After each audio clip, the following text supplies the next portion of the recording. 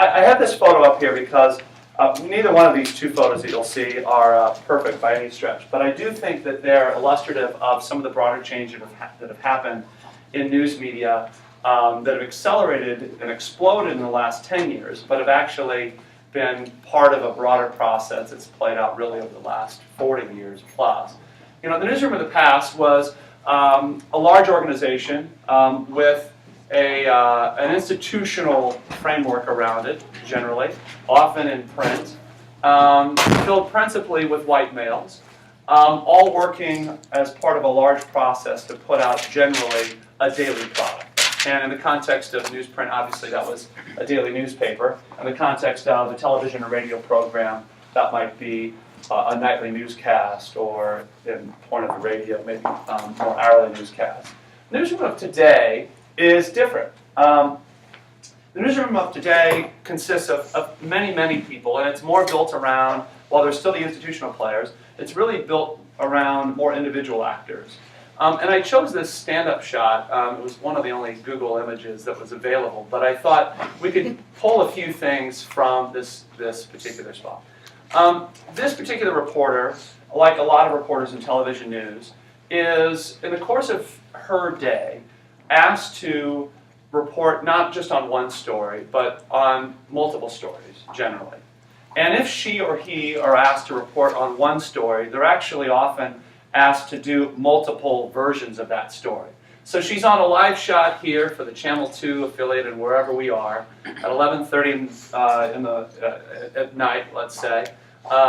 And she's probably done a live shot at 6, she's done a live shot at 5:30, in between she's had to do a blog post. She's probably done what we call a package, which is when she's doing her live stand-up on site, we're going to roll the tape, and she's had to do interviews between. They've probably also asked her, in addition to a separate, writing up of a post for the website, they probably asked her to tweet about it significantly, to post social links, to engage with her audience over Facebook.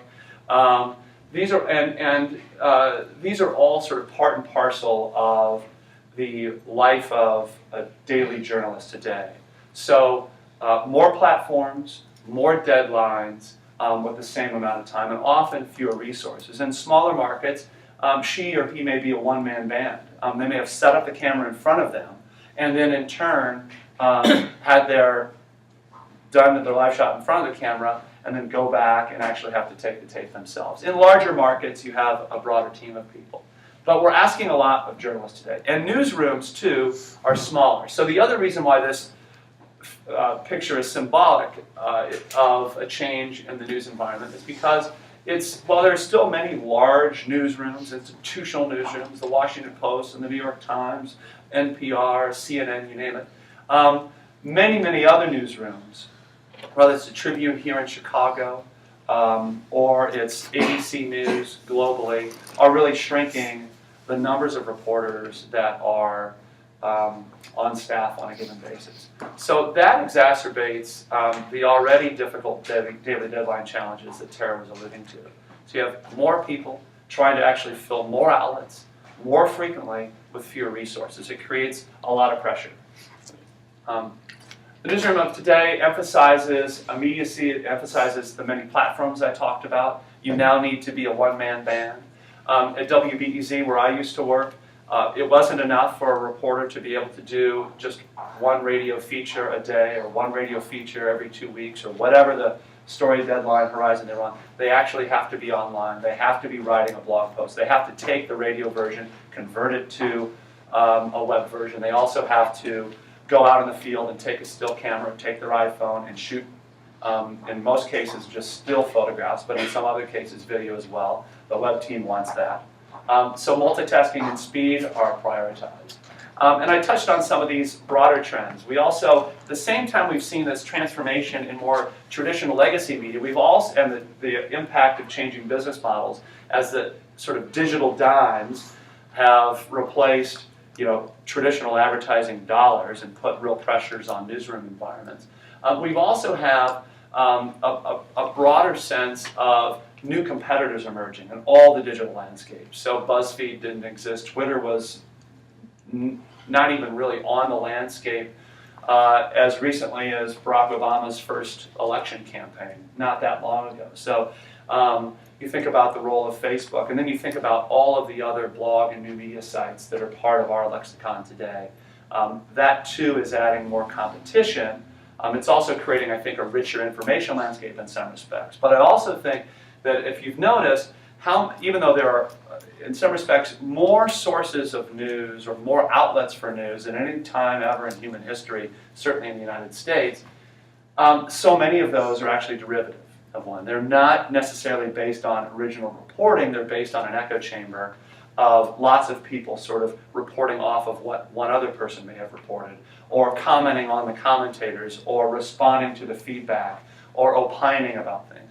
So that creates certainly a very, very different dynamic here.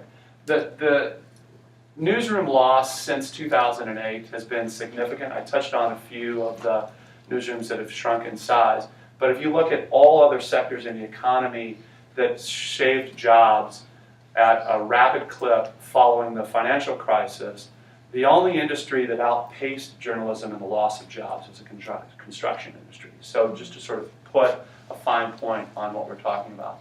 The emphasis now is really immediacy, its relevancy. We talk about content more than we talk about reporting.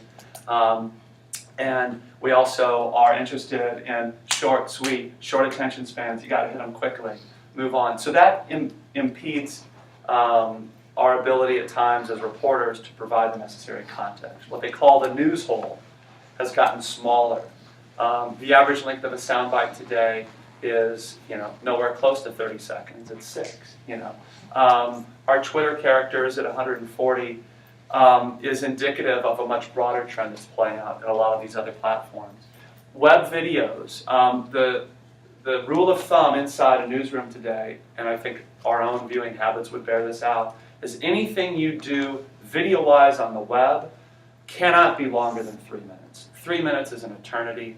Ideally, if you can do something in 60 or 90 seconds, you're much better off. People will not watch, by and large, longer videos. I happen to think that that may change as we move to a more converged media landscape, where we're less dependent on a laptop environment to, at someone's workplace or in a home context, and we actually have all of our devices feeding content. We're in a streaming universe where the source material, whether it's YouTube, your local television station, Netflix, Hulu, Apple TV, whatever, becomes just part of your normal entertainment viewing. But until we move fully in that space, most news organizations are saying short, short, and shorter.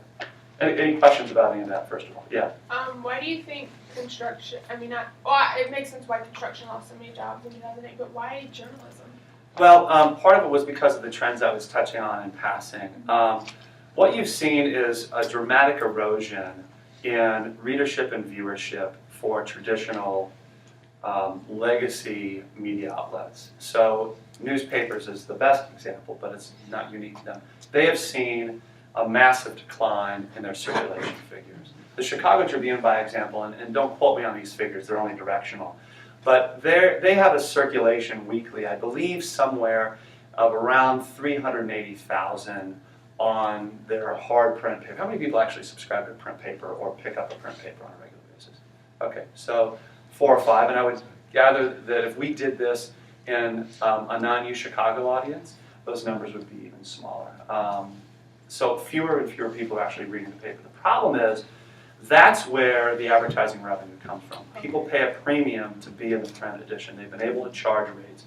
And the advertising, as so many of us know, is what has subsidized the news reporting, right? That was the sort of arrangement that was created 80 or 90 years ago when modern American media as we know it really got its birth. Before that, most newspapers were outlets of, in some cases, political party organizations and other places that actually had a vested interest and a point of view. And it wasn't really until the turn of the century, into the 20s, that you had this sort of professionalization of journalism, the idea that you would have a journalistic ethos that was apart from a market ethos, and that the writing would be funded by advertisers and create these firewalls. That is all, the economics of that have all eroded. And now we're at a point where the viewership and the eyeballs and the readership is online. So 10 times the New York Times gets 10 times the audience for NewYorkTimes.com that it does for the print edition. 10 times. And yet the revenue generated from each area is exactly the inverse. You get 10 times, and it's because none of us really want to pay. I think there's a lot of debate about whether we should pay, whether newspapers and other media outlets made a mistake in not forcing us to pay early on, and et cetera, et cetera, et cetera, habits have gotten in. But it's a complicated picture that creates real challenges for capacity and resources. So in your experience in journalism, so you're saying that you have this journalistic ethos that's separate from the market ethos, but is it really because you have advertisers who are subsidizing that paper or radio station? So, I mean, do editors ever feel the need to not take a particular angle or follow a particular story because an advertiser might pull out, and they need that advertiser to continue funding the rest of their news organization? Yeah, I should say that, I mean, those two things are, the existence of advertisers in no way helps support the journalistic ethos. It complicates it. So I didn't mean to muddle. I was making two separate points. I didn't mean to muddle that. There's no question it complicates it. I think the most respected news organizations take this firewall between the business side and the editorial side very, very seriously. And the best news organizations, the ones that I think most of us, regardless of our habits and our political ideologies, but most organizations that we would see as trustworthy are ones that adhere to that significantly. I, fortunately, never experienced in 20 years in journalism one instance in multiple outlets and multiple newsrooms, multiple mediums, where anybody, an editor, a publisher, or their like, a salesperson, came and put pressure on me or any of my colleagues to not report a story, to change a story, or to otherwise alter what we would do by virtue of economic concerns. So to the extent that I'm a focus group of one, I feel fortunate about that, and I hope that that's indicative of what exists. We've all heard examples of that not being the case, and I do think the economic pressures that news organizations are under now are really challenging what had been a fairly durable firewall in the best organizations. There's no question. Yeah, Henry? Yeah, the journalism jobs are leaving. Is that being corresponding with a creation of jobs in any other sector? Like, are journalists going into, say, political organizations, advocacy groups, or any new creation, or are they just being left out in the cold? And what's replacing them? Bloggers, obviously, but that's a great question. I don't have the answer to that. I haven't done the research or the analysis to know what's happening broadly. However, I do know anecdotally, certainly, that there are a number of former colleagues of mine in Chicago journalism that are doing all sorts of different things. So some are working on campaigns, some are doing freelance writing, some are writing books, some are going to the universities, et cetera, et cetera. I thankfully did not lose my job. I chose to come in this space, but I think you could also say that I would be yet another person who sort of left the field. So I can share a very good friend of mine from my undergrad days. She worked for the Daily Herald for 17 years as an editor, and she was laid off, I think, just prior to 2008. 17 years. She was devastated, of course, and then she finally got a job with Pat Crackenham, okay. Yeah. and she was one of the editors handling, I think, 6 or 7 suburbs. She just got laid off from there too, because they just laid off about 83 in the Chicago area. Yeah, they only got 2. And now she finally is saying, you know what, I guess I'll just have to go for a communication/PR job, because I guess that was always beneath, like, the journalistic, the high level of journalistic pride and integrity. So she's actually she's broadening her horizons, looking for a communications PR. And I don't think that is at all an isolated example. I know it's not. I don't have the data, but I think that you've seen for a long, long time, even in good times, that journalists who decide to leave the profession, or in some cases are forced to leave the profession, would move into a job like Tara, for instance. And it is true that most journalists in the profession is sort of acculturation in the profession does not view leaving journalism for a communication/PR job as the most noble move one could make. We'll talk a little bit more about why that's the case in just a second. Yes, Yana, and then you had your hand up, so let me go to you first. So. Okay, hopefully quickly. Just in regards to the loss in capacity and expertise, I wonder if you could speak to the shift from kind of objective journalism to more news entertainment. Yeah. There's a lot of news now for, this is a very well-informed group here, but like outside of the UChicago, most people see those things like, the different Fox stores, programs and things as news, and it's really entertainment. So I wonder if you could speak to like the shift in so many different news entertainment versus, objectified journalism. Yeah.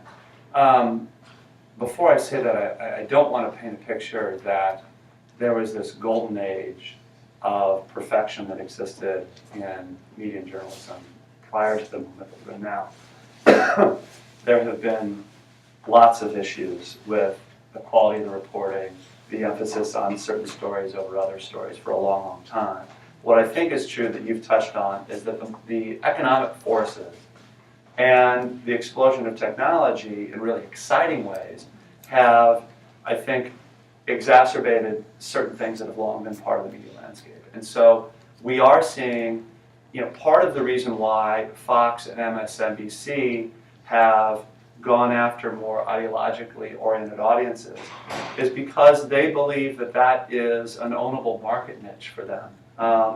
In a sea of intense competition for eyeballs, that if you can sort of identify with a particular slant on something, and this is radically different in the United States, by and large. Not so different in the UK, if anybody knows the newspaper landscape, to use one example in the UK. Newspapers in the UK have for decades been unabashedly identified with a different ideological strand on the spectrum. And they have, and that's not just on the editorial page, that's also in the writing and reporting. The United States has operated under a different set of conventions, whereby the editorial page might have an opinion, and there may be an institutional voice that aligns with an ideological perspective, but the reporting that happened everywhere else in the paper was done under this idea of journalistic objectivity and fairness and so forth. And that's a separate conversation we can get into about deconstructing notions of objectivity and what that really means. All to say that I think that in the competition for eyeballs now, in the competition for very, very scarce digital dimes, you are seeing incentives economically drive editorial decisions in doing things that just would have been, I think, unforeseen and really unpalatable even a decade ago. And it's in that race for eyeballs. What people gave up when the digital explosion happened and they decided they didn't want to start to charge, the belief was an Amazon strategy. First mover advantage, get as many people to use your media brand and your outlet as you possibly can, and then the dollars will follow. And so that's how you get SEO, search engine optimization. That's how you get all of the things that are about driving traffic and page views. And most of the business side folks in media felt that if you could actually make a really strong case around traffic, then you could charge a premium rate. And it just has not happened to the degree that anybody on the business side hoped. There are some exceptions, but what the places that are doing well generally in digital media today and the legacy media are places that have actually super served a niche. So the best example of that would be Politico, for instance. Politico has just said, we are going to just hyper serve an audience hungry for politics. And they've done fairly well. They've not done nearly as well on even just relative per capita terms as the Washington Post ever did in its greatest days. But they've found something that people will actually focus on. They can charge a premium to advertisers for that. I think Financial Times has done fairly well. The Economist, some other places that sort of can ownably speak to an audience. That's part of what you're seeing too around MSNBC, Fox, and entertainment. I want to take one more question on this point, but then I want to move on to how does this actually affect you and what we're talking about today. Yeah. So I was just wondering, now that when you mentioned the cutting and the loss of jobs, how often or how rare it is for a journalist to actually have like professional training or expertise in the area that he or she is reporting on? And do you think it is important, or do you think that for someone coming from a pure journalism perspective, it's actually easier to communicate with a broader audience than someone coming from a more technical? It's a great question, and I'm going to talk about one specific aspect of training that I think is sorely lacking, and the implications of that in a little bit. I do think that what you're missing with this shakedown generally is the longevity of experience that helps people understand context. So Fran Spielman, City Hall reporter for the Chicago Sun-Times, can tell Tara Cooper about something that happened in 1980 because she was there. And she has an appreciation for how past maybe prologue, how certain strategies and actions or forces in the city have played out over time. That's, I think, a real competitive advantage for her and makes her ultimately better at what she does. And I think most reporters will benefit from having time on a beat and having actually a multiplicity of experiences across beats even.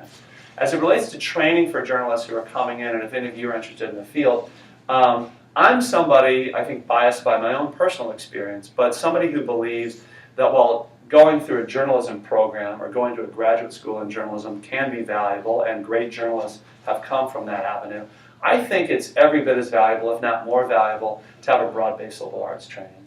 I think the core skills that you want in a journalist are the core skills that are emphasized at a place like the University of Chicago.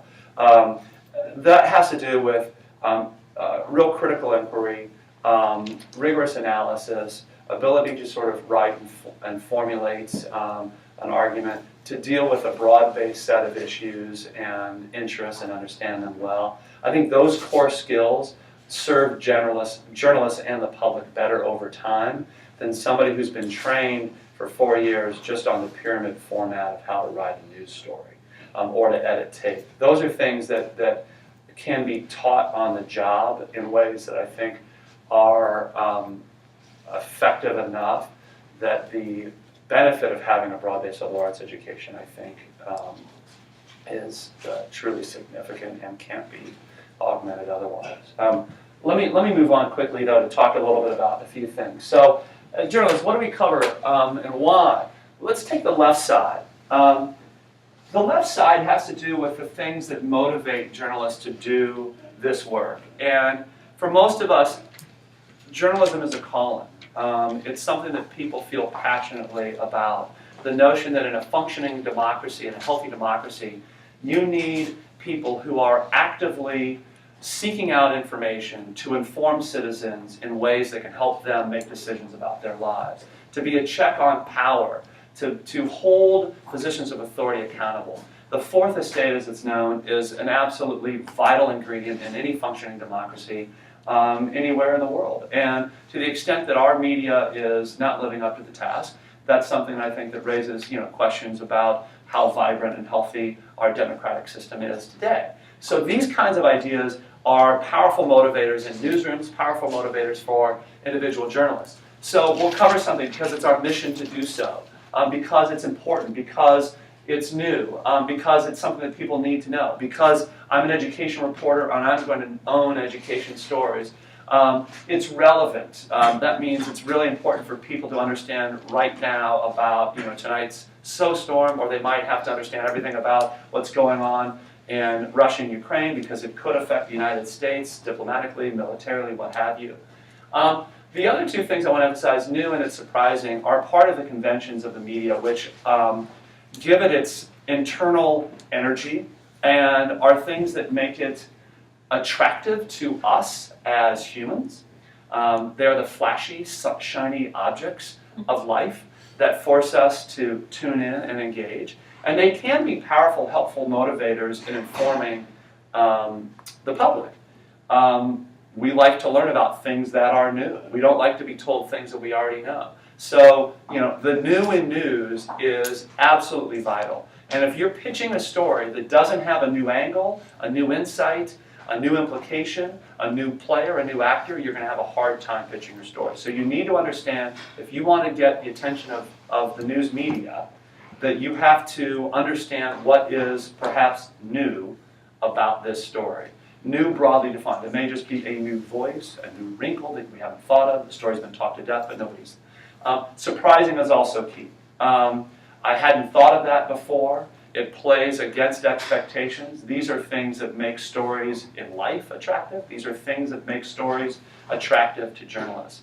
So if you're thinking about pitching a story, you always want to be thinking about what's unique, what's different, what's ownable, what's the story you're trying to tell. And oftentimes your newness may not be, I have a new proposal that has never been heard of before. It doesn't need to be that high. And it's going to transform this particular aspect of this community. It need not be that. Sometimes it can be everybody's talking about a story, but nobody's actually heard how it's affecting one person in this way. Or nobody's heard, we have a new wrinkle that can actually add value to solving a public policy debate. But thinking about how you penetrate the powerful driver of newness in newsrooms is essential, okay? The phrase yesterday's news is a powerful barrier to getting your stories covered. The other elements are more mundane. How many people here have seen The Wire as a series? One of the things I think is most fascinating about The Wire, over 5 seasons looking at life inside Baltimore from different perspectives of really urban-oriented career paths, law enforcement, education, journalism, is how you see that even with the noblest of intentions, the day-to-day realities of the world, of the workaday world, the fact that we're all human in the end, sort of now come into conflict with what we're trying to do. And there's a great scene in The Wire where you have a state police officer and a Baltimore City cop arrive on a homicide scene, and it opens one of the episodes of the series, and they're having a debate about whose body this is. And what they mean by that is whose jurisdiction, that this body is actually sitting on a line that demarcates municipal jurisdiction versus state jurisdiction. And the homicide detectives on either side, they don't want another body. That's more work for them. That's another unsolved murder. They're already buried. They don't have resources. They're overwhelmed. And you take it. It's your investment. I'm not going to take it. And it's a sort of a sad, stark, and hilarious kind of debate about how something very, very serious, the context of workaday life, can lead to totally different motivations and actions than you otherwise would think. You're here to protect and serve as law enforcement, and your job is to solve crimes. Well, yes, but not if I don't have to. So why do we cover what we cover? Well, sometimes it's because, my editor assigned it, the jerk.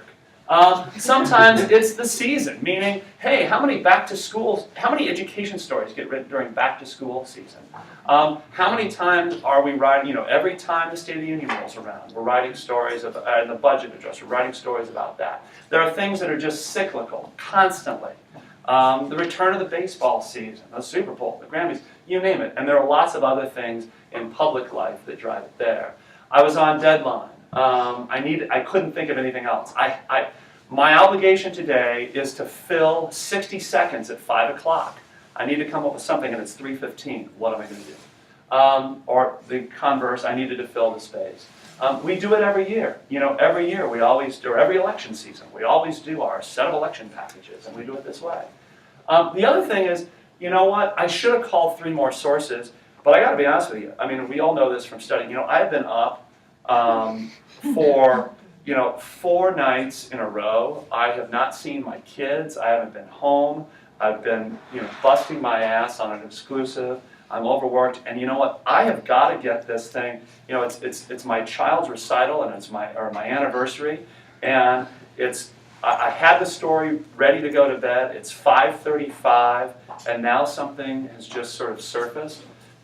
Good journalists worth their salt. The vast majority of journalists stay and they suck it up.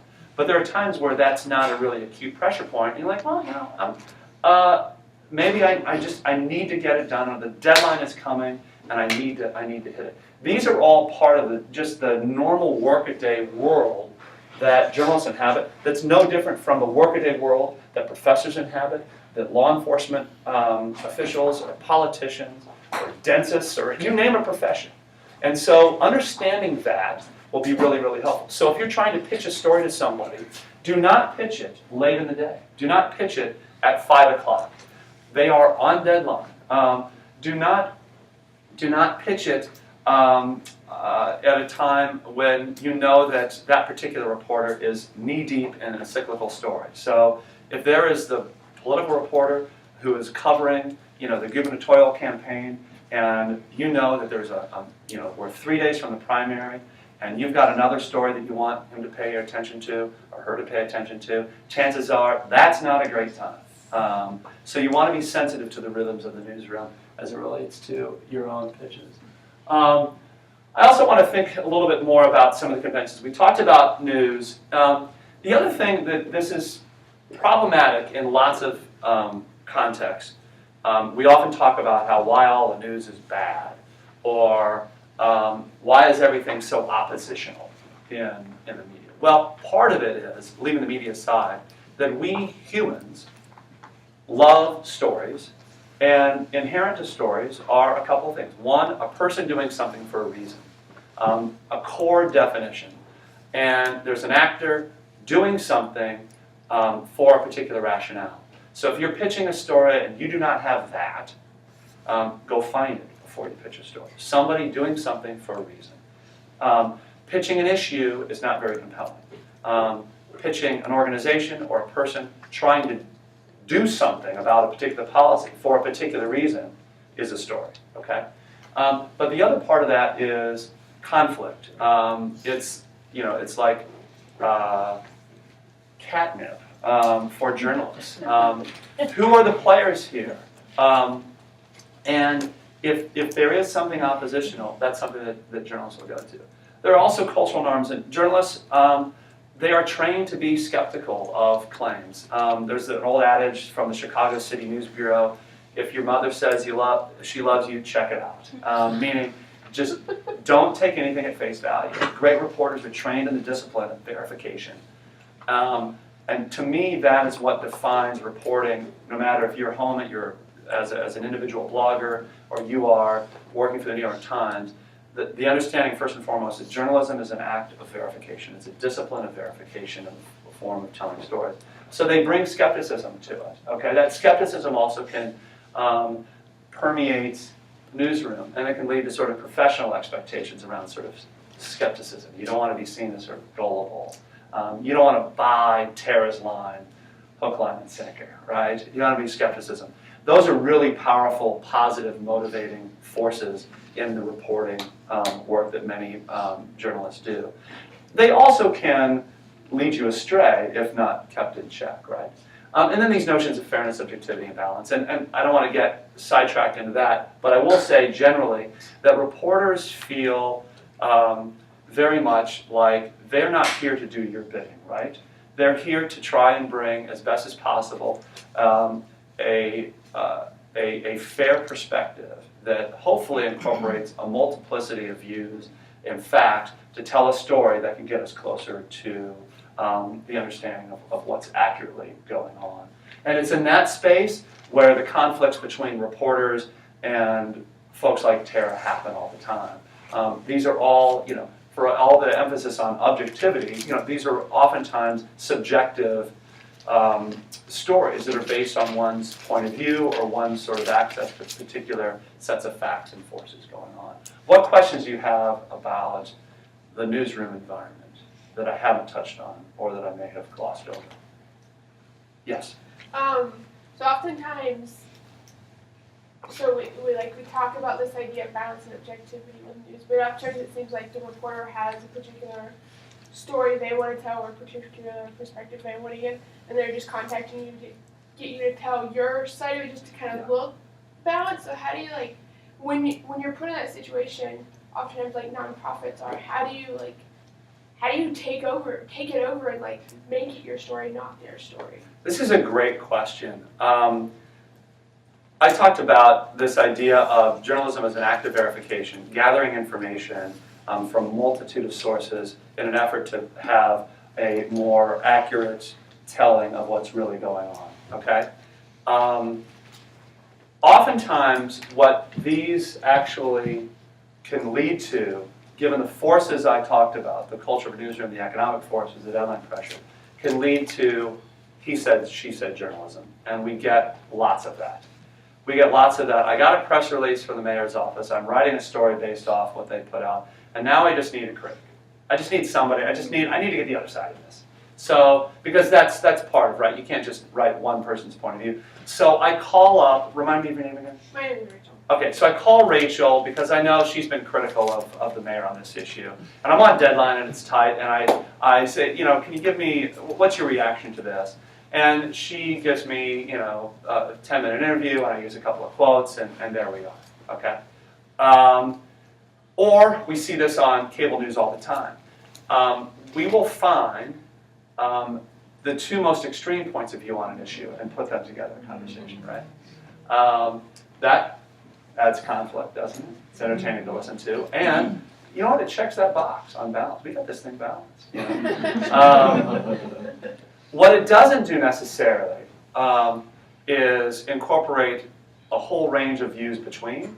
It doesn't necessarily reflect perhaps where the majority of people are on a particular issue. It doesn't reflect proportionality. So a good example of this would be even the long-standing debate in the United States over climate change.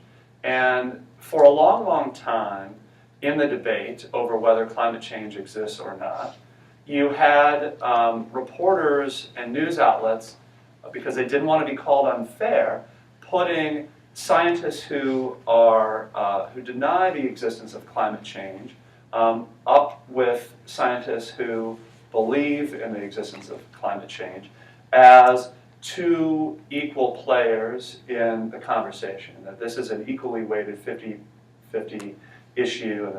And there are certainly scientists who have data that would poke holes and raise questions about climate change.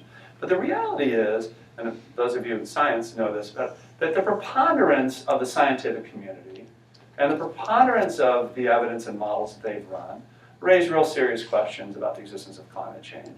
And they have for some time. And I think that it took a while for American media to sort of bring a sense of proportionality into it. So my advice to you will come in this next section on how to handle things like that. But it's something that I would, in some cases, the example I played out, you play ball and it allows you to articulate your point of view. I think you want to avoid being pigeonholed, just responding to something that's maybe not on your plate. I was wondering, when did climate change, didn't it used to be called global warming? Yes. When did that all happen? So this is something that's happened really over the last 3 to 4 years. That was intentional. And I do think it's intentional. I mean, this is something that's important. I mean, the language we use to describe stories. Healthcare reform, right? So reform sort of connotes, progress. It connotes fixing something that's broken. Welfare reform. So there are a lot of news organizations that bandy these terms about indiscriminately, and there are others that say, we're not going to call it healthcare reform because there are lots of people who don't think this reform is good or going to be helpful. And for us to be more fairly descriptive, we're going to say, the Affordable Care Act, or we're going to describe changes to the nation's healthcare system. So as you're thinking about how to effectively make change, if you're an advocate, what you want to do is come up with phrases that really permeate the lexicon and also make your argument seem more reasonable, seem more palatable, and almost assumed. If you're in a newsroom, what you want to do is really challenge those words as much as possible. Describe the thing, what it is. So what is welfare reform? instead of just saying welfare reform. Because a lot of us, I think, at times, this room is an exception, but I think most people, we're really very, very busy lives. Not all of us are drilled down on all the details. One of the great things about the This American Life stories around the financial crisis is they just sort of stopped and said, they asked a simple question like, what is the financial crisis? What is that? What happened? And we get caught up in jargon a lot, we repeat it, and it becomes a shorthand that we think is sort of widely used and widely understood to be true, when oftentimes it's not. And so that would be my advice to those of you who are either on the other side of an issue or a journalist. Really be accurate in describing, go beyond the short words. Let me take one or two other questions. I'm going to take a break and get into more tips, which I realize I'm behind them. Any other questions? All right, we've got sandwiches there. Let's go grab your sandwiches, take a break. We'll do 5 minutes and then we'll come back in. I'm going to show a couple of videos. We're going to walk through some do's and don'ts, and then we'll leave time to do our little exercise here at the end. I'm going to quickly go over something that you might think, why am I learning about this? But I actually think that this will apply.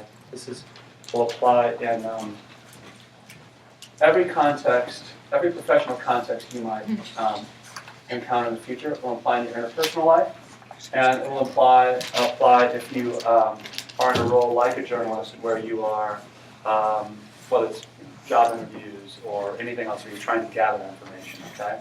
Maybe you're going to be a sociologist and do a lot of field work. First important principle, this gets back to the training question. A mentor of mine, a former CBC executive, Canadian Broadcasting Corporation, said that more money is spent in 1 year teaching politicians and spokespeople how to answer our questions than we spend in an entire career learning how to ask them. And this has largely been my experience.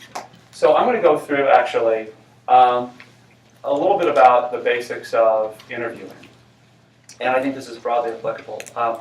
What you see today in most broadcast media is something that I think shows just how lacking in training for good interview skills we really are as a profession. We have this sort of conception that great interviewing is about looking tough, about sounding tough, about tough interviews, or about this sort of macho one-on-one confrontation, Edwards, Chenab, live, tonight at 10, like this idea that we're at war with each other, we're going after it. And that as long as I sort of sound tough and look tough, that means that I'm asking tough, difficult questions. There are certainly times when that's the case.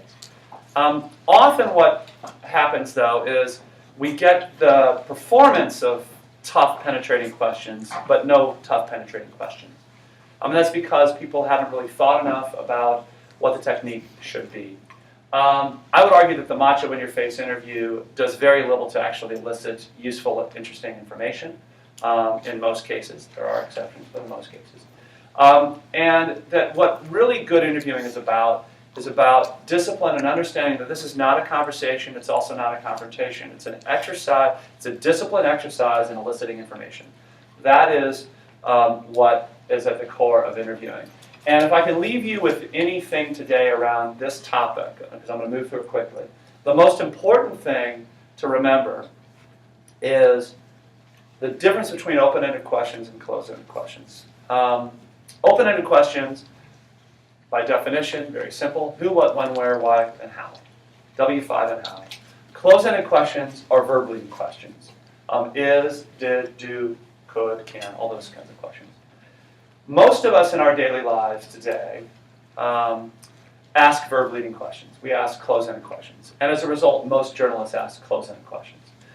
The important thing to remember is structurally, all the closed-ended question asks for in response, by its structure, is a yes or no answer. Did you take a cab to the Institute of Politics today, Steve? Did you ride your bike? Can you tell me what time it is? Right? Every single verb-leading question is a closed-ended question, and all it really demands is a yes or no answer. Okay? And yet we verb-lead all the time. The problem with those kinds of questions is they actually limit the range of potential responses in ways that perhaps deprive you of key information. An example of this might be at the conclusion of an interview with Senator Durbin on a critical vote on Capitol Hill, where it's up in the air, maybe it's around the sequester, the shutdown. I might say, Senator Durbin, are you going to filibuster the motion when it comes to the floor tonight? You can say yes or no, that's useful information. But there also might be other things that he's planning to do. Maybe what he's planning to do is maybe he's just come out of a meeting with a bipartisan coalition of lawmakers and they're going to introduce an amendment. So a better question might be, what's next, or how are you going to respond? What's your next move in light of this field? All right. Given what they just did, what's your next action? Okay. So it's just a tiny example of how an open-ended question can elicit more information. Instead of saying, Steve, did you take a cab here? Steve, did you drive here? Steve, did you walk here? Steve, did you take the train here? How did you get to the Institute of Politics today? Maybe there's a crazy story, there's not, about how I was, caught in a massive collision on Lakeshore Drive, and my car rolled over, and I was, thankfully okay, but I barely made it here just in time. So open-ended questions allow for much richer, fuller, and this is the most useful point when you're not in a live interview context usually, a narrative response. Open-ended questions ask implicitly for detail, for richness, for story. And those are the ingredients that make for great research. Those are the ingredients that make for great information to determine whether to hire this candidate. Those are the ingredients that make for great storytelling in journalism. Open-ended versus closed-ended questions, okay? I'm going to skip over a lot of these slides. I'm going to get right to an example of this. It's ironic because this episode of This American Life that I'm going to play first aired in 2002, and it so happens that today it's being rebroadcast. I've been using this example for a long time. How many people listen to This American Life here? I know the show. Okay, a public radio show hosted by Ira Glass, been around for about not quite 20 years. They do long-form narrative storytelling around a variety of topics. In this particular episode, they got permission to be on board the USS Stennis, an aircraft carrier in the Persian Gulf. This was in the immediate aftermath of 9/11, and before the United States had gone into Iraq, but after Afghanistan. You have a floating ship in the middle of the sea with 5,000 inhabitants who are on board this ship, preparing to go to war, and they wanted to know what life was like. And so they spent, I think it was a week, a couple of producers and reporters with microphones going around talking to people about just what daily life was like on board this massive aircraft carrier in the middle of the Persian Gulf, or I think in this case it's Arabian Sea. So this is a managed media environment. You're a guest of the U.S. military, number one, on their ship in the middle of the sea. And in the course of their reporting, they actually ran afoul of the U.S. Navy's Public Information Office because, some of the, sailors there were just talking trash. They were just dishing dirt. They were just saying what life was like. And they were saying things that, the press office didn't want them to say. So the reporters were called in to the commanding officer's office, whoever the admiral was, and dressed down, and then assigned to a public information officer, okay? Public information officer now is following the reporters around and directing them in every interview. Here's who you can talk to, here's who you can't talk to, okay? So I just want you to listen to 3 minutes of this. So I'm just scrolling down. In any case, after that incident, the public affairs officers felt that it was necessary to monitor our interviews a little more closely. Lieutenant Jeff Gorell, one of these very smart, very capable people, saddled with the thankless job of escorting us around the ship, a job which the lieutenant compared to herding cats, was with me on the mess deck not long after all this came to pass. We had some time to kill, and I saw a group of talkative young sailors who looked like they might be talkative interviewees. I asked Lieutenant Gorell if it would be okay to talk with them, but worried about their big mouths, he steered me instead to a serious-looking sailor named Kevin Wren. This turned out to be a mistake for poor Lieutenant Gorell. I'm just ready to go home. Been on the water too long. How come you chose the service? Court order. Really? Court order? Yeah, so that's how they do it in Texas. Instead of you going to jail, they send you to the armed service. So. Jail or the Navy? Yeah, or the armed service, any armed service. You don't have to tell me the answer to this. What kind of trouble were you in? Oh, drugs. Really? Yeah. So, How much jail would you have had to done? 7 years. So how do you like it? It sucks. It's like a prison on water. That's what it is. I don't really like it. This was not, of course, what Lieutenant Gorell was hoping for from young Kevin. I asked, hoping to turn things to a more positive area, if Kevin is changing, if people grow when the courts send them out here.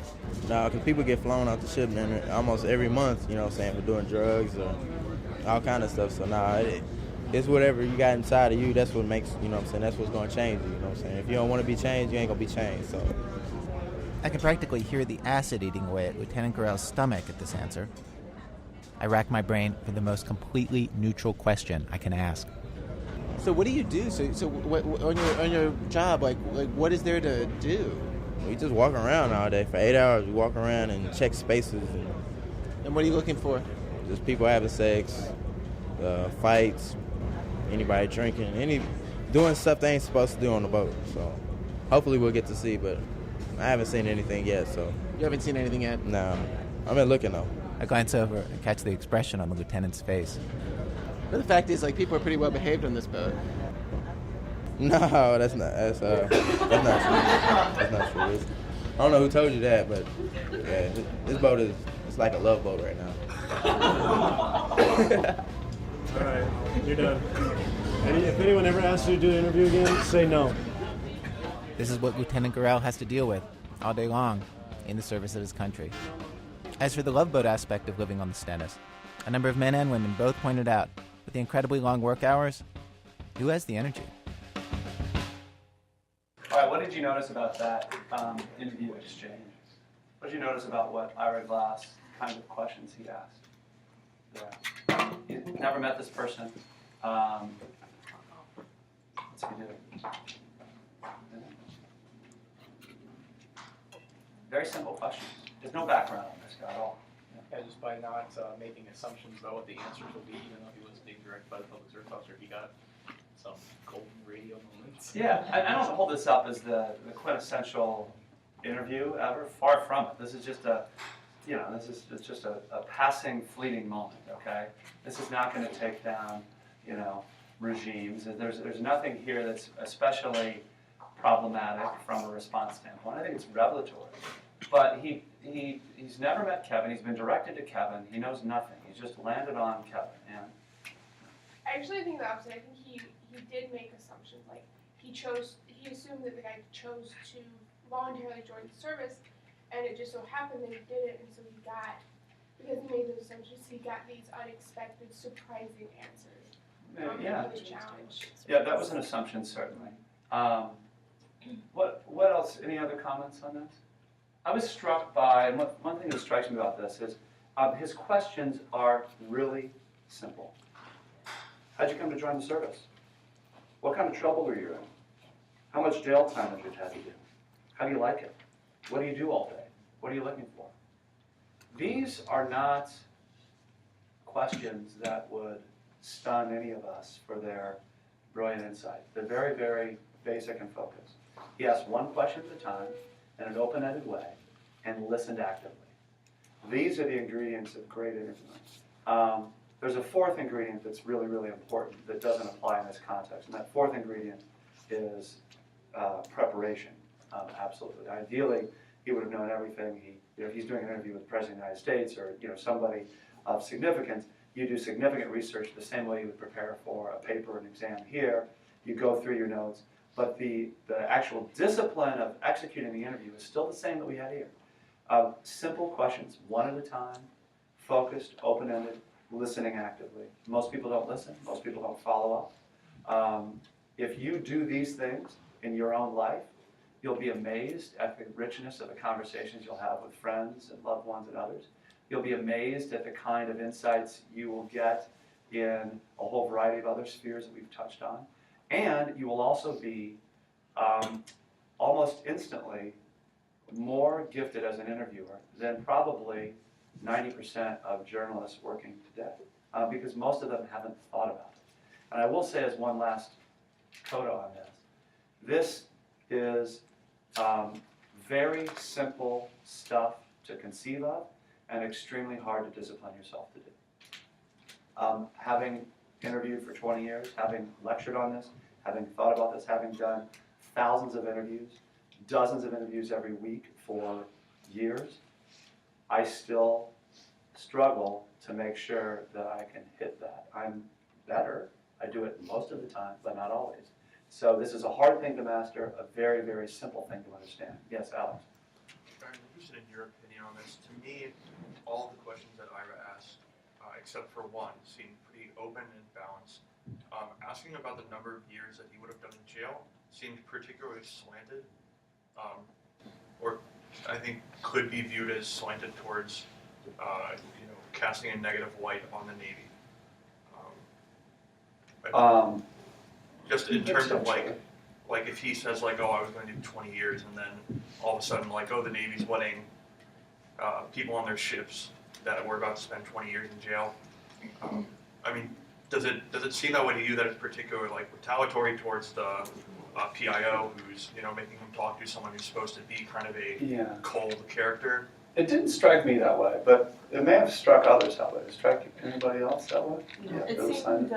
It seems like he was comparing jail time to service of the Navy. Like, Yeah. because I thought he was going to say 20 or 25 years, just knowing Right. that's kind of a mandatory Right. sentence, but as opposed to 4 years. Right. So it's like. But the question of how much jail time would you have had to do as a structured I question. thought that was a pretty closed question. Is it the only answer is 7 years? I disagree. I mean, I thought the question was brilliant. I thought it added richness to the story and added dimension. I don't think it was intentionally geared to. But let's let me take this, and then I want to transition from this, because you raise a great point that I think we're going to go right to. Well, I think it's exactly what every listener to the show is wondering at that moment. It's like, Exactly. what was the alternative for you? So I mean, I think if you hadn't asked that question, you would have probably left something out. Okay. He could have asked, and the person would have interceded and said, "Don't answer that." But So different points of view. I don't think there's a correct point of view. Oh, I have a question. Yes, please, ma'am. The interviewer, before he asked what Kevin was in trouble for, he said, "You don't have to tell me this, but what were you in trouble for?" Do you like that? Do you think that's kind of like a backhanded way to ask a question, or do you think it's appropriate to say like, "You don't have to tell me, but I still want to know"? Well, let me use this as a digression to say that. Let me make one big point that will incorporate this. Early on, my first job out of college, I had somebody, we had to do a lot of presentations, and I had somebody, a boss, who said that the key to presenting, his sort of acronym is MHP. And this is before I was actually in journalism, before I was in broadcasting and doing the kind of work that we've been talking about today. MHP, mastery, humanity, and presence. And I've yet to find a better articulation of the core skills at the heart of effective presentations in any context than that. Mastery. Do you know your stuff? Are you prepared? Are you credible with it? Are you facile and richly grounded, confidently so, in the material you're trying to communicate? This is true whether you're being interviewed. It's true whether you're giving a presentation to the board of directors or whether you're actually up for your oral exams. Mastery. And oftentimes, the mastery is really less about the information that you know, although it is about that, certainly to a large degree, and as much about the confidence that mastery gives you. Okay? I know that when I would go racing live up to the deadline to go on for an interview that I only sort of half prepared for because it was breaking and so forth, I was not as confident. Now, I may have performed the same way that I would have in another context, and nobody knew the difference, but inside me, I knew I wasn't confident. Confidence allows you to be able to bring the fullness of your own experience to bear in these other two ways I'll talk about in a second, and it also allows you to be better prepared for any other unexpected things that happen. Mastery. Humanity gets to your point. Humanity is that sense of authenticity, the sense of relatability, the sense of humor, warmth, understanding the audience you're talking to, being able to make a genuine human connection with them. So I think that in this context, what Ira was doing was sort of just being human. There are other examples where, on network news, former anchor Connie Chung sort of notoriously said, I think, who was it too? Was it Newt Gingrich or something, like 20 years ago? In an interview said, just between us. Well, it's not just between us. It's a live broadcast being watched by, 20 million people, So there are things that are disingenuous. I think that any time a reporter, and we see plenty of examples in popular culture portrayals of journalists, who are just overly obsequious, overly conciliatory, overly fawning, overly accommodating, I find that behavior to be suspect as a person, generally. And I think that that's something to be wary of when you're dealing with reporters, as somebody who's just syrupy sweet, sugary, there's something a little too much, that you should listen to that.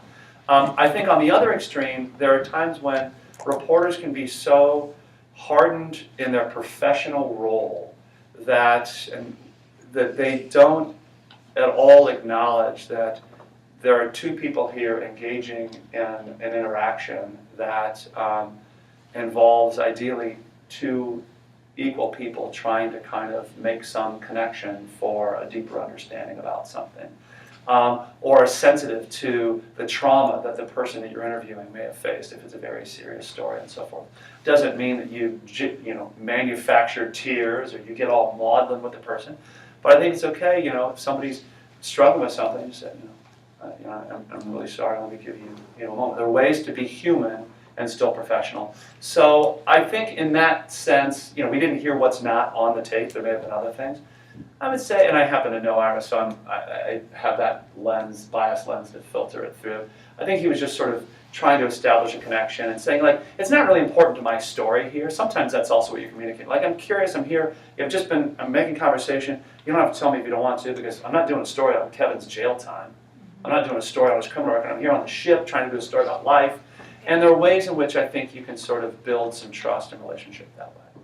Third thing is presence, and that has to do with how you hold yourself, how you convey yourself, that you speak in complete sentences, that you speak with a commanding presence, that you don't have great verbal or visual tics. A lot of us say like and all the time. Those are sort of wax words that are unnecessary.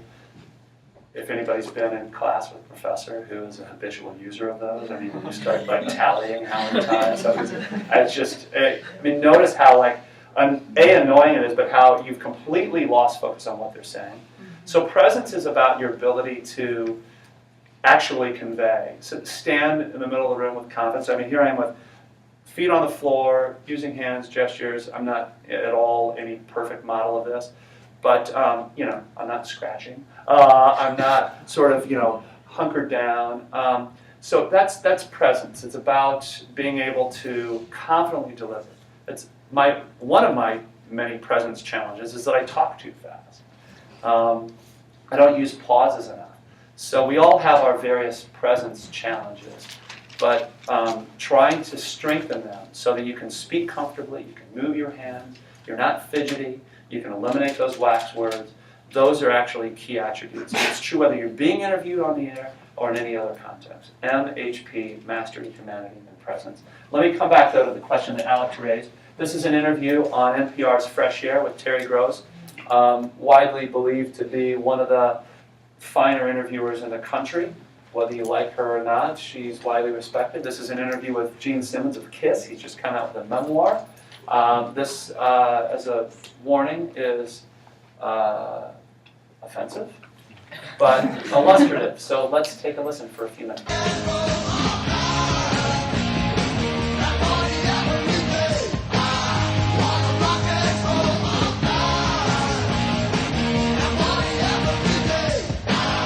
When KISS started performing in the 70s, the band became famous for its look as well as its music.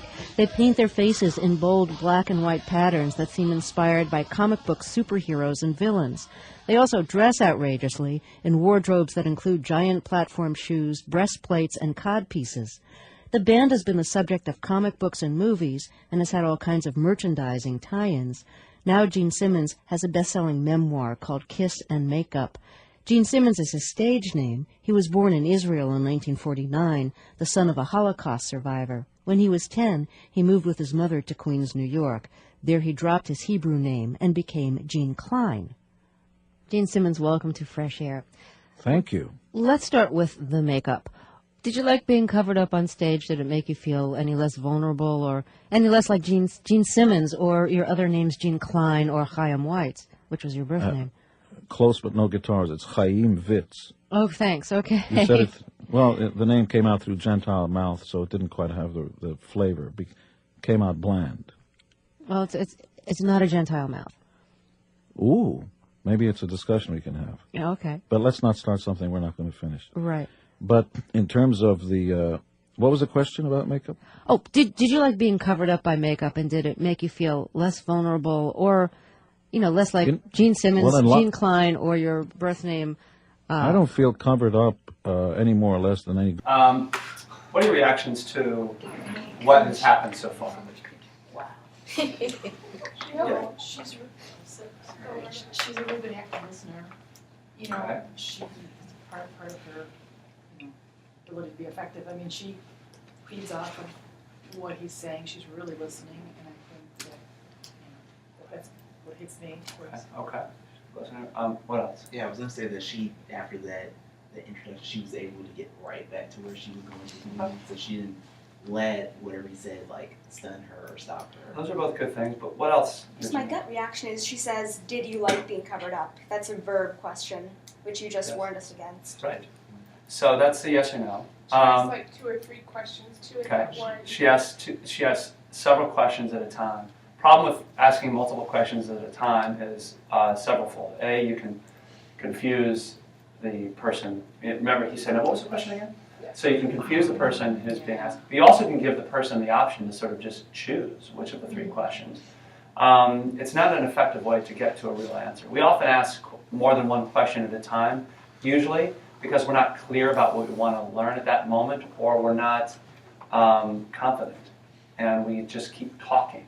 And so, but what's interesting is she actually asked the question the same exact way both times. It suggested to me that it was written down, which is also, I think, poor practice on her part. Not that it was written down, but why would you write down a verb-leading, multi-barreled question? It's one thing to sort of ask 3 questions at a time when you're talking extemporaneously and you just can't control yourself. It's another thing to sort of prepare and you have 3 questions. She also got his name wrong, and that's actually, it's not the worst thing in the world. People make mistakes. It's not a great way to build trust, and it's such an easy thing to avoid. You can simply say, I saw your name. Is it pronounced this way or this way? Or let me hear you pronounce your birth name if you don't mind. There are lots of times when prominent people have either multiple pronunciations of their name, or people refer, is it Leonard Bernstein, Leonard Bernstein, those kinds of things. And if you're not sure, you just ask. If somebody who has a name that's not familiar to you or from a different sort of cultural background. So those are a couple things that sort of get this interview off on a slightly odd note. There's much more here I would encourage you to listen to, and then we actually spend a lot of time, when I do trainings on interviewing, we spend a lot of time with this interview because it actually goes downhill significantly from here. So if you listen to the first, look this up, Gene Simmons, Terry Gross interview, and listen to 8.5 minutes of it. That's all you need. Oh my God. And you will hear a lot of things that go wrong in this interview, and things that actually both players here, the interviewee and the interviewer, do to lead this interview astray. And I think it's a useful exercise for those of you that are interested in talking more. And it always engenders a long discussion and debate, which we don't have time for today. So I see the value of open-ended questions, but let's say, I think the art of being a politician is being able to say something without actually saying something. And open-ended questions give politicians the option and the ability to say something without saying something. So asking those really yes or no questions can be important, like getting where do you stand on an issue. What's your view on that? That's a great point, and I think you need to be prepared enough to and confident enough to be able to redirect and cut them off when they're just filibustering.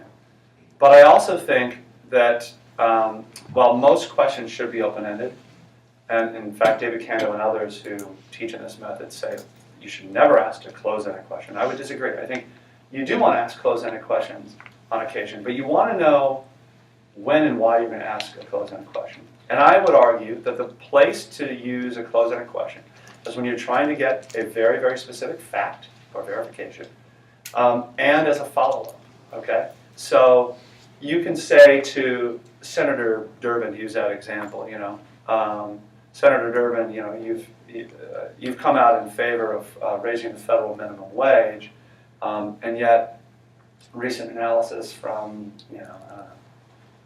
University of Chicago suggests that doing so would cost the American public, more than 1.2 million jobs. I'm making all this up in the first 24 months after its enactment. What's your response to that argument? It's a very simple, open-ended question. What's your response to that argument? Allows him to make his case. And then if you've done research and you've got, and he says, yes, you say that, but, and you come back. So I think there's a way that open-ended need not be mealy-mouthed. Open-ended need not be soft. The definition of a tough question is, frankly, a difficult question to answer. That's what it is, right? And there are lots of difficult questions to answer.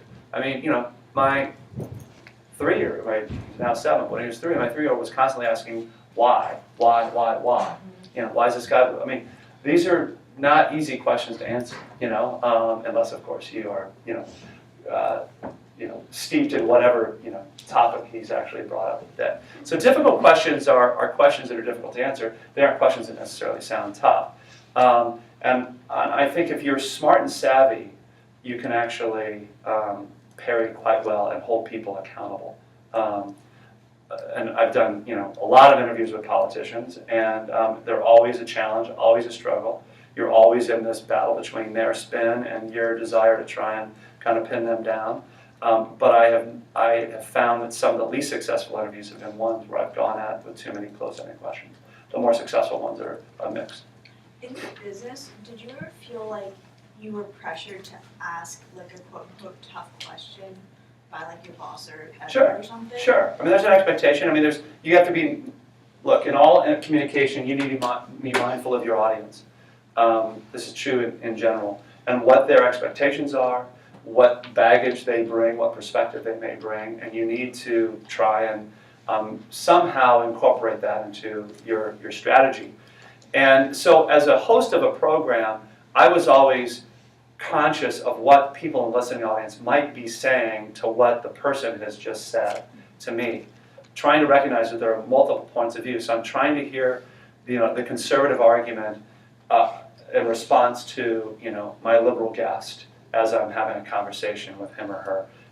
By the same token, the exact opposite, or what other points of view and critics might say.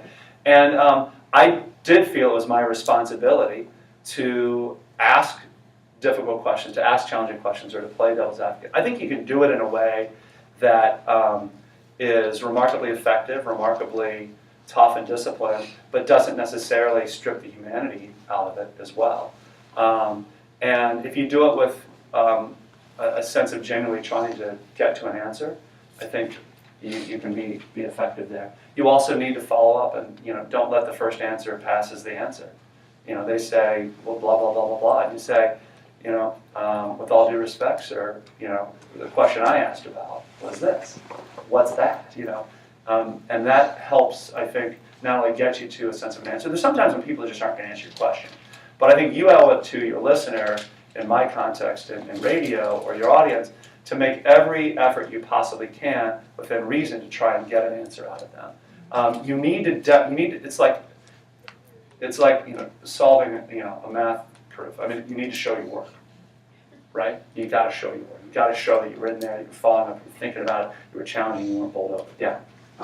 It sounded like in the Gene Simmons interview that she was definitely trying to lead Gene in a specific direction that she had in mind. How do you feel about having a track of where you want to have the interview take you, and or just having it sound like the name interview, which obviously went much better if they had no track specifically where it was going to go. There are two kinds of interviews generally. There's interviewing for basic information and research. Reporters in the field trying to just understand what the story is. You on a research project trying to get qualitative responses, doing field work as an anthropologist, as an example. So it's information gathering. In that case, you may not have any opportunity to prepare significantly. You may not have really ever met the person before, et cetera, et cetera, et cetera. There may be no order, no structure. You're just finding things out. In those cases, it's far less important to have a structure and a built-in narrative arc to your line of questioning. When you are moderating a panel discussion, when you're doing a live broadcast interview where the interview is the story, you need to have thought through, to some degree, the order of your questions, a beginning, a middle, and an end. It should have a narrative structure. In those contexts, in a live setting, the IOP events, in a broadcast setting, the interview is the story, and you should treat it that way. So what I do is I do all of my preparation. I make notes. I write questions, in the margins of the book and on note paper, and I'm typing on my computer. I gather all that together. I then review the questions and try to actually edit for the techniques we were talking about, one question at a time, open-ended versus close-ended, think about what the best phraseology may be. And then I think about in what order I should actually organize those questions, and I outline them. I try to think where I can in chapters if it's going to be a really long interview. So, broad headings. Easiest way to explain this would be, if you're doing a biographical profile. So I might start, childhood, and then it's, first elected office, and then it's, his second elected office, and then it's, running for president and losing, and, now you're, and it's Al Gore. Now it's, I want to ask about current, and I want to ask about climate change, and I want to ask about, venture capital, and I'll just organize a few questions under each of those areas. I'll take that into the interview with me. The best interviews are ones where I never have to look at my notes, but I have the confidence knowing that they're there. And you try to really just engage organically. If you've done your preparation right, if you've thought it out in advance, you can usually do that, and it's not a big deal. It's also nice where you can glance down if you feel like I'm not quite sure where to go from here. Lastly, that process helps me take a tangent more assertively, so something comes up that I hadn't planned to talk about quite at that moment, but I feel like the moment has now presented itself, so I'll go on that tangent, and then I can come back to my notes to things that I filled in.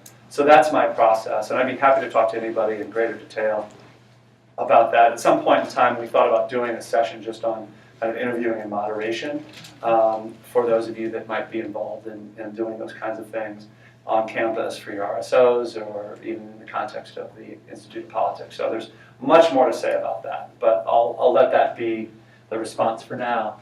I want to come to the other side of the table because this is so important to what we're talking about today.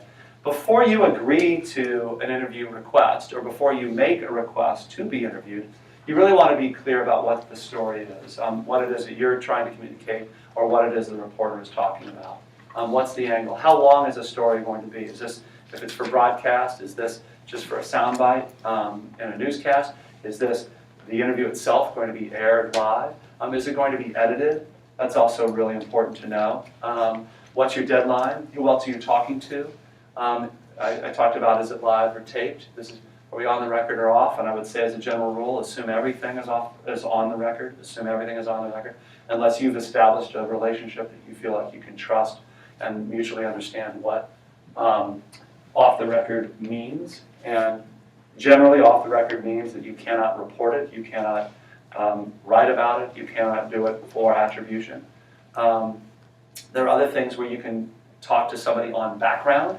On background generally means that you can talk to them, tell them all sorts of things. You won't be quoted by name. And you probably won't be quoted at all in most cases. They'll just talk about it to help fill out the story. That can be useful. Sometimes you just want to give a reporter additional perspective. You don't want your name on it, you don't want your office's name on it, but you want them to know that this has happened. You want them to know that the other side is playing hardball, or that they're misrepresenting the facts, but you've got a strategy there that doesn't want you touching it. So that can be an arrangement on background. And the other is sort of not for attribution. So I'm going to tell you all sorts of things, but I don't want my name attached. So that's when you see like senior administration source has said, an official close to, those kinds of phrasings. That comes usually from an attribution arrangement. The challenge here is if you're not careful and the reporter is not careful, you can drift into lots of problematic spheres where you thought something was off the record and they thought it was for attribution, et cetera, et cetera, et cetera. So I think your ingoing assumption should be that everything you say is on the record and you should approach your interview like that. Interrupt me if you have questions. The other thing to think about is who on your team, before we even get to the points, who on your team, when you've gotten an interview request, especially in a crisis situation, who on your team needs to know about this? Who are the players that should be consulted and discussed? What are the constituencies that might be affected by us talking about this?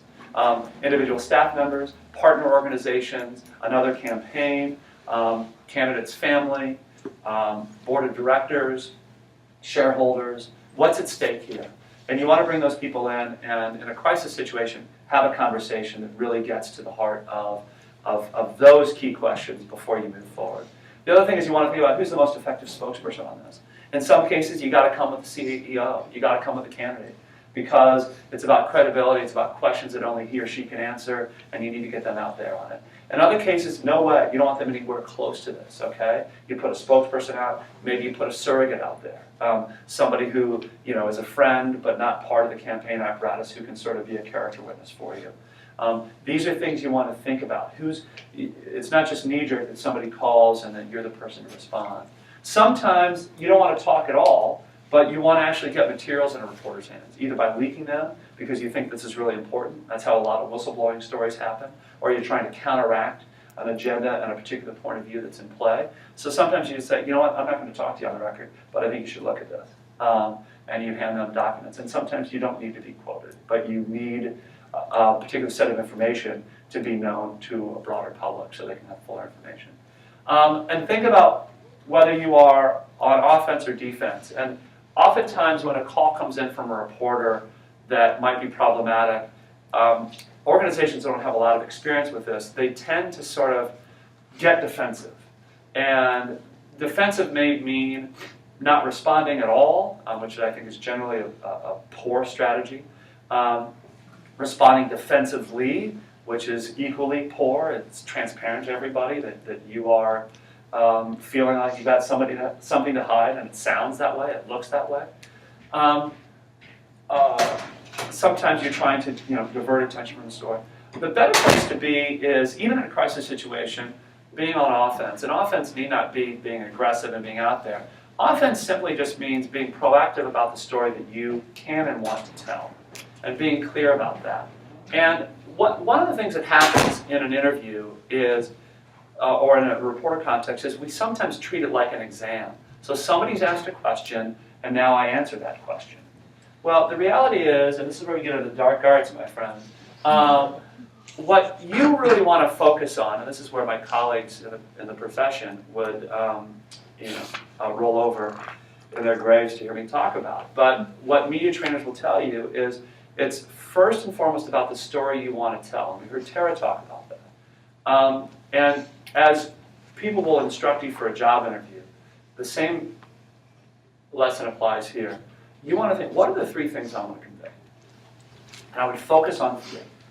What are the three core messages? Be crystal clear about that before you go in.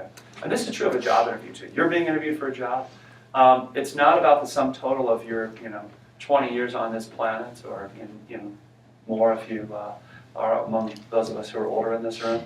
It's not about knowing every single detail of every single job. It's really about you have all that at your disposal. But what are the three things I want to make sure that I leave this conversation having said before I walk out the door? Same principle applies in media.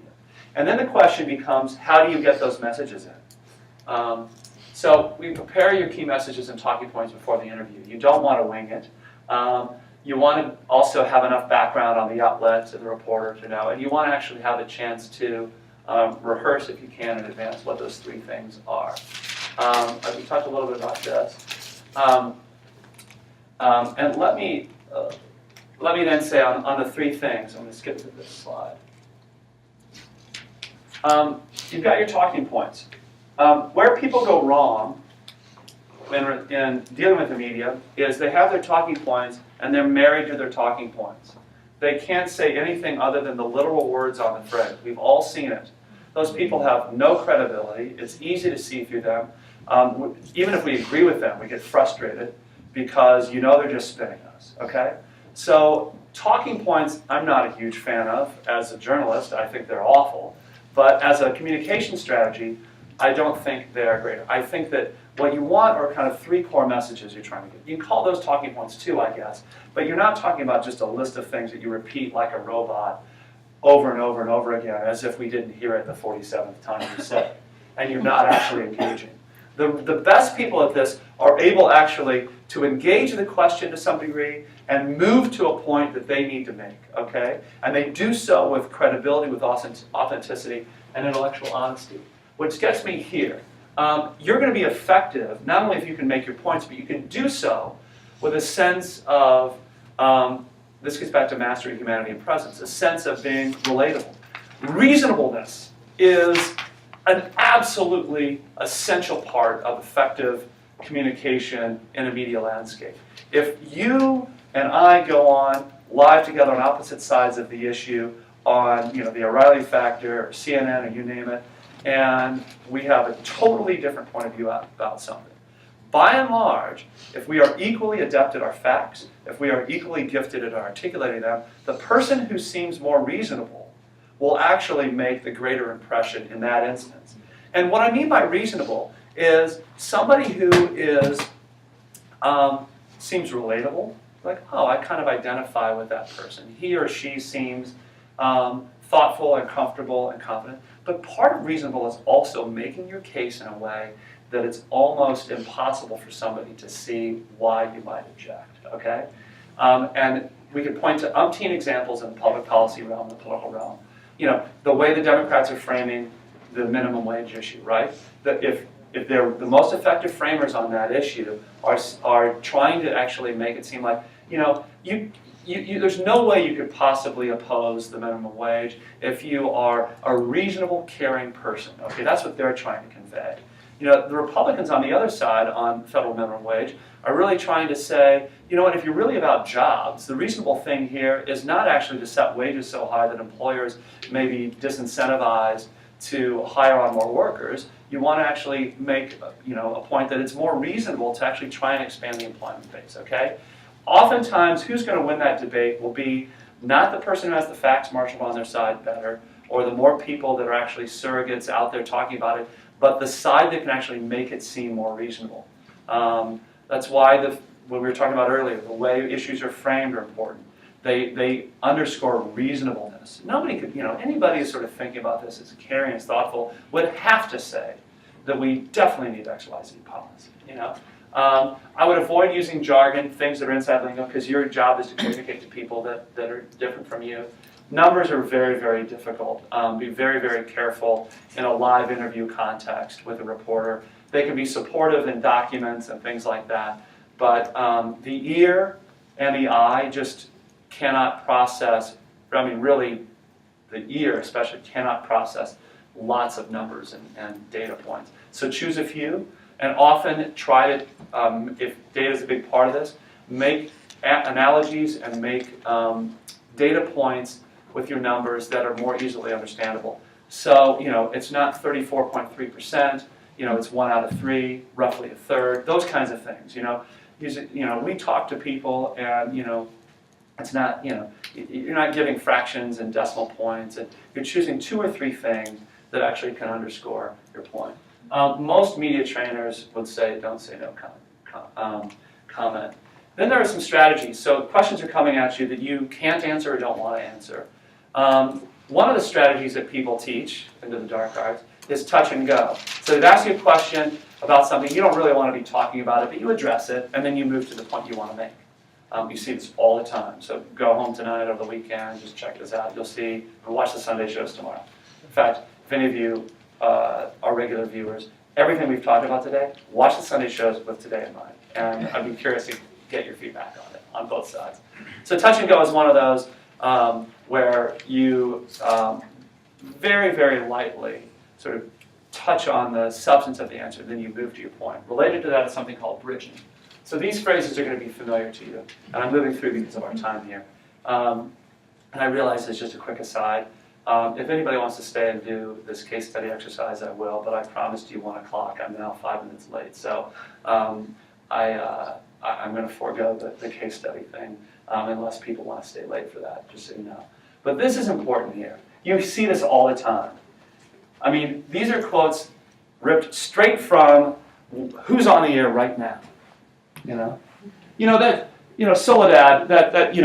I know that you're talking a lot about the concerns of Republicans when it comes to exploiting the budget, but the real issue here is, the Democrats say time and again that blah blah blah blah blah. The important point here to remember, and now I'm moving to my message. Okay, these are all transitions. You bridge from the question to what you really want to say. Let's get back to your earlier question. What I can tell you is these are all things that are commonly trained and taught. So journalists are up against a lot. This is all about how you evade. This is how you divert attention. This is how you get to your core message, okay? And the people who do this most effectively do this with authenticity, with reasonableness, and a sense that you don't even know it's happening. You're not even aware of it. There's one other thing I mentioned in passing about intellectual honesty, which I think is key. I found as a reporter, I always enjoyed people who not only could, whether they were advocating for a controversial issue or not, who could, number one, really articulate the fundamental reasons why they believed what they did. I always enjoyed that. I always deeply appreciated that. Make me the argument. And people who can do that well, I think, are enormously effective in building credibility in a media environment. But the other thing was intellectual honesty. And what I mean by that is, I think it's effective strategy to concede certain points that are just sort of obvious concessions that need to be made. And you can actually, if you're clear about the broader objective that you're trying to make, the broader point you're getting on, you can actually say, well, there's no question this would actually affect adversely a certain portion of this neighborhood. But the important point is how many people, blah, blah, blah, blah, blah, and you move on. I think to sort of not acknowledge certain realities undermines your credibility. It doesn't mean you concede certain points, but if there's certain points where you can sort of acknowledge a reality in a way that doesn't fundamentally undermine your strategy and your connection point, I think it actually enhances how you come across in this environment. I realize that I've talked on way too long. We got a late start, and we've now hit our time. I want to thank all of you for being a part of this. If anybody needs to run and split, feel free to do so. For those of you that want to stick around, I'm happy to take more questions, and we'll then end that piece of it. And for those of you who want to stick around further and do a little bit of case study, I'm happy to do that as well. No pressure either way. Yes? Okay, this last point you were just talking about, acknowledging the reality. Yeah. Isn't that really validating someone's point of view and then moving on to a question? Is that what you're saying? That's right. That's right. Okay. This is tricky. I mean, none of these things are one size fits all. Right. If you can validate a minor point to help reinforce your credibility as you make a much more central point, that's fine. You cannot validate the opposing view of the one that you're advocating for because you're not in the game. So I'm not suggesting that, but yes, validating a particular point of view, validating a particular assumption, even just validating you. You and I fought on a lot of issues. I have a lot of respect for the way you've engaged over the years. I admire you, generous colleague, you've worked well in the Senate together, but on this issue, frankly, you're just wrong. That kind of stuff. You know what I mean? That's the kind of stuff. But on this issue, you and I just have a fundamental disagreement. That's part of it, right? You come across looking a little bit more reasonable if you say that,